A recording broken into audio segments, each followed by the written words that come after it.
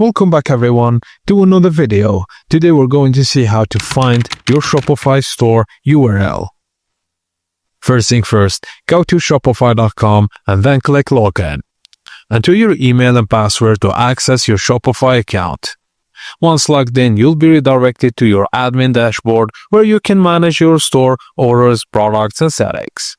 After logging in, you'll land on the main dashboard, the control center of your Shopify store. Now on the bottom left corner, your admin panel, click the settings icon, and from the list of options, select General. This opens your store's general information page where important details like your business name, address, and contact info are displayed. In General Settings section, you'll see your store's key information, store name, account email, storefront password, and Shopify store URL.